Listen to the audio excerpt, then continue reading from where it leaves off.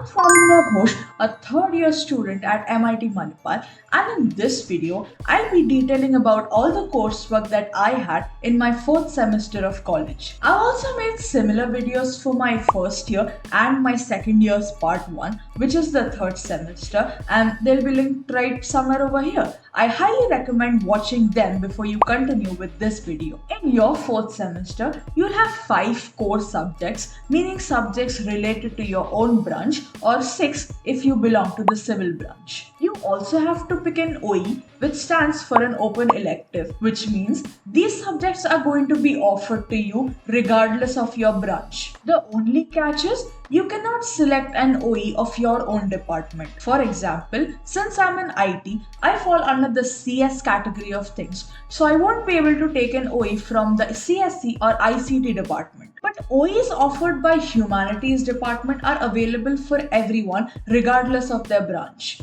That is also one of the reasons why their cutoffs go so high, apart from the fact that they're the easiest ones too.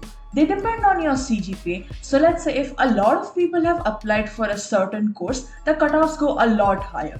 But if you have something above a 7.5, just relax. It's really tame. You're all good to go, don't even worry. Just pick an easy OE. I won't be displaying a list of the OEs offered because there are like 30 of them. You'll get to choose them in your winter break. They'll ask you to submit all the courses in your order of preference on SLCM. My tip, don't go for core OEs because they're a lot more difficult and you'll be stressed working over something whose grade doesn't even get accounted into while calculating your CGPA. My first preference was public speaking and I'm really happy I got it. My reason for taking public speaking was really simple. I wanted to get better at talking while on a stage. A quality especially really useful for content creators because it kind of puts you in a limelight, a spotlight where it is vital that you don't fumble. Most things, if I really wanted to learn them, I could watch a YouTube video or take up a course on it.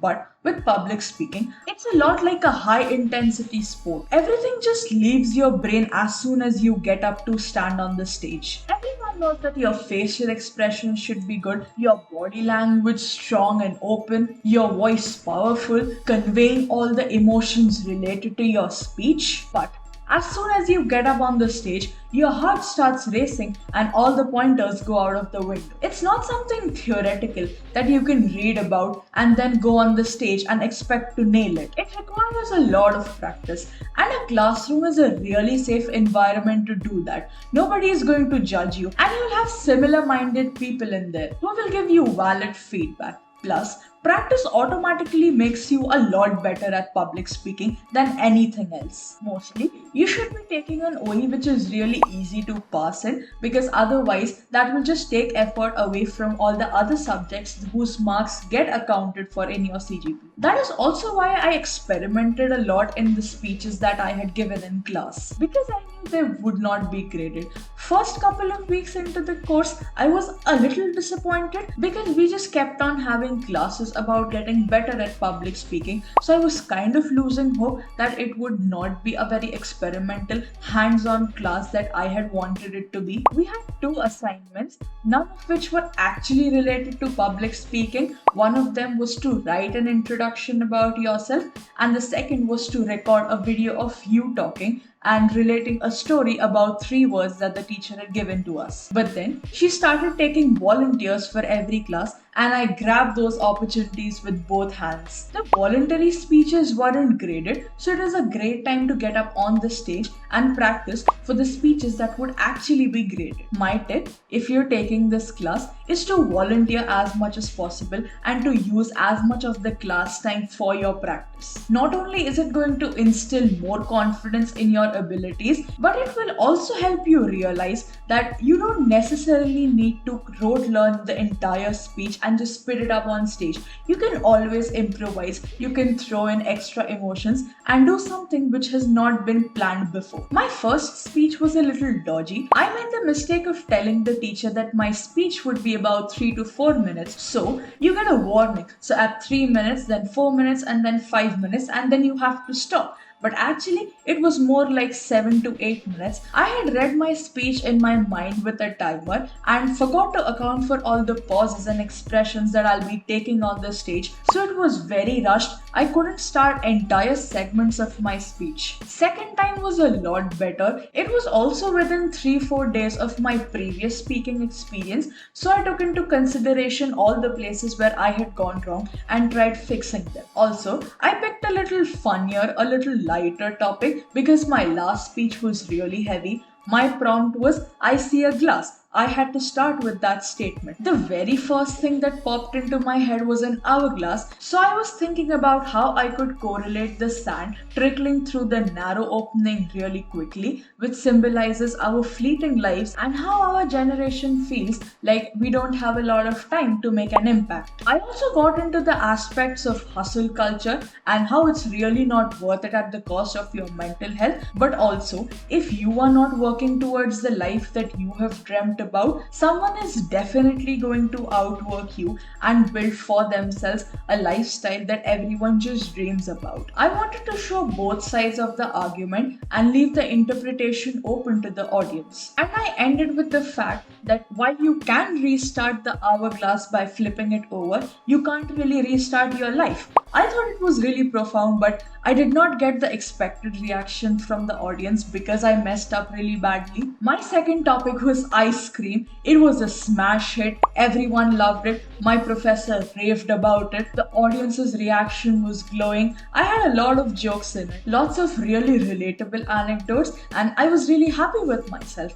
Now, if I tell you about the nitty-gritties of every speech that I had given, this video would be 50 minutes long. That's why in the description, I have linked a page with all my speeches and my feedback on it. Feel free to go through it and take reference or take inspiration. Speeches were actually only a very small part of our grade. All the insems and endsems only had speech analysis. We were given a bunch of TED Talks to watch beforehand, and in the test, they would ask us to analyze a specific few of them. Wasn't the most enjoyable part, but it was fun and easy. In conclusion, amazing class, would love to take it again, highly recommended. Just don't be one of those people who sits at the back of the class, never volunteers and just shows up for the assignments. Talking about core subjects and labs, I had number 1, design and analysis of algorithms. This was a continuation of our subject from the previous semester, data structures and algorithms.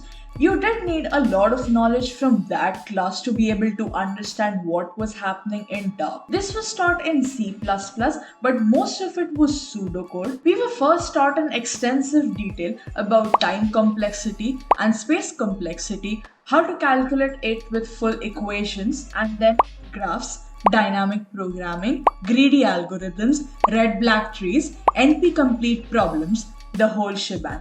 Difficult to follow through if you couldn't understand what was happening or if you didn't practice, which is the case with most of the subjects. This is one of the most dreaded courses with the most number of F grades every year. I had studied this from various resources, mostly YouTube, because I had also gone through a lot of interview prep videos. Abdul Bari sir's playlist was the real deal. It was exactly what we had covered in class. I also watched a lot of free code camp videos on graph theory. Some people also like the Gate Smashers videos, but I did not reference them. I'll be linking all of these in the description, so keep an eye out for that. I got a C. I was expecting a B, but I think since the subject was really scoring, the bell curve was graded like that, and that's why people did better on average, and that's why my grade dropped. My midterm marks were crap, so focus on your internals. Number 2, the design and analysis of algorithms lab, aka the DA lab. The DA theory course had no codes at all except the first part on graphs and sorting, which had about 5 to 10 codes. The rest of the entire course was completely theoretical. You did not even have to write a single line of code in them.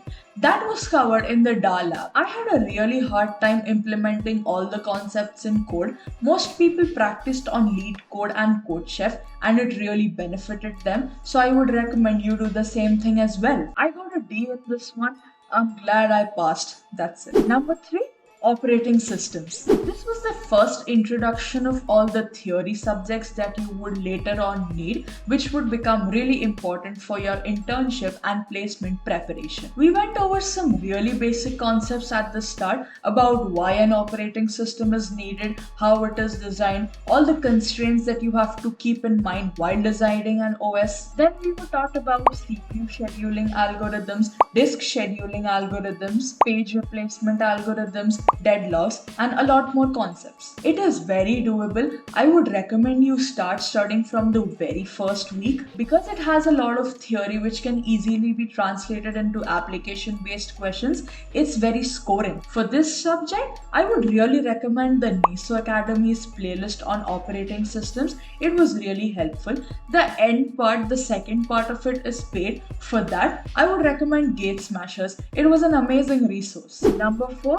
OS lab. I really enjoyed this lab. It was the only lab that I had in the morning. All the other labs were in the afternoon, and I feel like all my morning labs have always been the best performing labs because it was the first thing right in the morning, no distractions, no nothing. Whereas for the afternoon labs, I would have already gotten up at 6:30 in the morning, had 4 hours of classes, come back for lunch, and then gone. And then the entire 3 hours of the lab was just wishing that the lab chairs were more comfortable for taking a nap. It may seem like I'm making an excuse, and well, you're right, I am making an excuse. Same case as the DA theory course. The theory had no codes at all the codes were implemented in the lab. The first 4 labs were about shell scripting and working in Linux with commands and different files. Then the next labs were again CPU scheduling, disk scheduling, page replacement algorithms, all the concepts that we had studied in the theory course. I expected a higher grade, but I can't blame them. I bombed my end sems. Semaphores is a really difficult topic which I never really understood how to implement it, regardless of whether in codes or in theory. So that is a topic which had a lot of weightage. Study that properly. Number 5. Computer organization and microprocessors, aka comp. I'll tell you this already. Assembly language is not fun at all. The first part of this course was all codes. The logic, understandable. The codes, absolutely not. I memorized each and every code. That's what a lot of my friends did as well. The thing is, with assembly, the logic kind of remains the same, but having to assign the memory at every stage and then correctly transfer all the data to the correct register at the correct point was very difficult. It needed a lot of practice, and since we only had a semester of assembly previously, none of us took it that seriously because it would have not given us that much of a return versus if you'd spent all that time coding in a proper language like C++ or Java. The second part of it was all architecture and organization based. We studied various ICs: 8086, 8085, 8255, 8256. There was a little bit of theory, diagrams of the ICs, and numericals. The good thing, future batches don't have it anymore. You'll just have DBS like CSE did. Ours was the last batch to have it. The forthcoming year doesn't have comp anymore, but you will have ES in the 4th semester, which is something I'm currently going through right now. Number 6. The microprocessors lab. I think the most difficult part about it is that if your code doesn't work, it does not work. There was nothing that you could do about it. Since all the other labs were in C or C++, you could at least take a gander as to where you might have gone wrong and try to delete all the code that was not working. You know how the language works. At least you can try to take in the input and show the output, because there are partial marks for partial display of output, so you'll at least get something and not get slapped with a complete 0. But in assembly, each and every line is sort of interrelated to the other, so if you try to delete a part of the code to at least try to compile it, it may not work. Fortunately, during all the tests, I could at least take in the input and display the output. I would highly recommend using ChatGPT for this one, because the way that we had been taught to write these codes in class, they were very different from whatever you could find online. That's how ChatGPT came in real handy. Put in a sample piece of code that was taught in class, and then enter your question. So it will just spit out the answer in the format that you want. At the end of the semester, the codes had gotten really long and complex, and it was very difficult to understand what was even happening. So I put all of them in ChatGPT, and it explained to me line by line what was happening, and it made things a little easier. Also recommended for other subjects, but mostly comp. Number 7, Computer Networking Protocols, or CNP. It was a continuation of PDC, Principles of Data Communication, from the last semester. I realized one thing after the 4th semester.